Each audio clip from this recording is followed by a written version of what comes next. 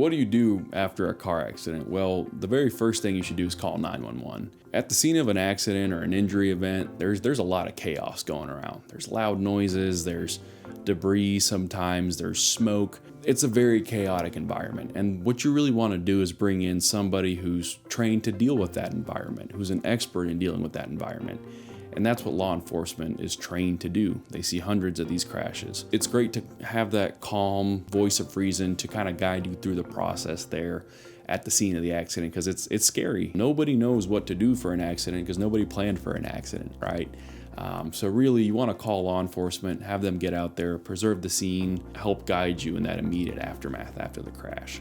Also, another thing you want to do right after a car crash or injury event is you want to get pictures. You want to get pictures of the scene of the injury event, and you want to get pictures of yourself, any visible injuries you may have. Injuries aren't always visible, but when they are, that's evidence, right? And that's evidence that you want to document because eventually, hopefully, you're going to heal. And that evidence will disappear. So you definitely want to take pictures of any bruises, cuts, scrapes, and you also obviously want to take pictures of the scene where the collision or the injury event took place. Because again, that stuff's going to get cleaned up. Vehicles will get moved out of the roadway. Anything in an injury event is going to be cleaned up. So that's all evidence that's going to disappear pretty quickly. So our recommendation is to always document the scene of an injury event or collision, and obviously yourself, anything visible. You want to document that information because it'll help you later on. The very next thing you should do after an accident or an injury event is avoid talking to that insurance company, especially right after an accident happens and you're in shock and you don't know what's going on and you're dealing with getting a rental car or getting medical treatment or just getting through the rest of your day. Then you get a call asking you, oh, what happened? How are you feeling? You're kind of in a vulnerable position at that point when that insurance company calls you right after a car accident. They'll sound friendly, but they're not your friends, okay? That insurance company has a job to do, and part of that job is they're going to record that call, that conversation that you're having with the insurance company's representative, and anything that you say is going to be held against you, essentially. They're just going to take whatever you say, flip it, and later on claim that, oh, you're not hurt, or, the accident happened this way or that way. So really, it's a no-win situation when you talk to the insurance company. So that's something that I would tell people to avoid at all costs. The very next thing that you want to avoid after a car accident is giving out sensitive information, like your social security number, for example. A lot of times insurance companies will take private, sensitive information like that, and they'll do some pretty creepy and shady things with that information. So really, you want to avoid giving out your social security number because it's just an invasion of your privacy. They don't need it. So really avoid giving out that information. That's another one of those things where you don't know what they're going to do with it, and they're only going to use it against you.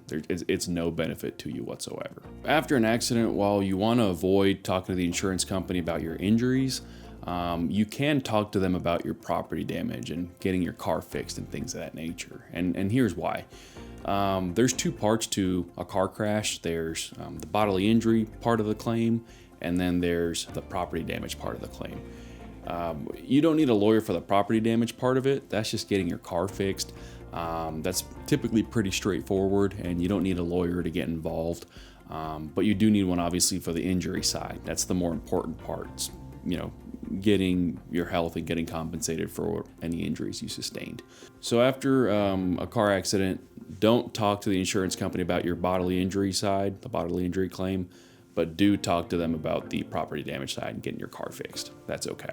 Another thing you want to do is you do want to go seek medical treatment as soon as you can, whether that's an urgent care or the ER or ER facility, anything like that. You just don't know what you don't know after a car accident. You don't know if you're injured. You don't know if you're severely injured. Hopefully you're not, obviously, but right after an accident, you just don't know, right? So for the same reason that you want 911 and law enforcement to come out to the scene of the collision because they're the experts, you want to go get expert medical treatment, right? You want to have a doctor look you over, see if there's anything catastrophic going on, and really take a look at you to make sure there's not something serious going on, because a lot of times something will develop down the road, and you really want to be in a position where you can have somebody take a look at you and see if there's anything that you need right now. Really, it's just best to ask for help from the experts. So the last thing you want to do after a car accident is you want to talk to a lawyer, and here's why.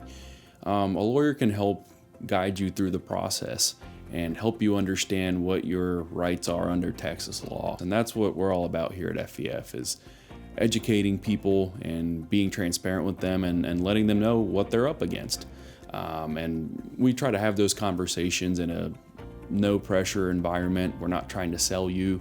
We're really trying to share what we know, share our knowledge, and give you the tools to make an informed decision. That way you leave our conversation feeling empowered to make decisions, and you really know what you're up against, more so than if you don't call a lawyer. Regardless of who you call a lawyer, have them discuss your options, and that way you can make good decisions.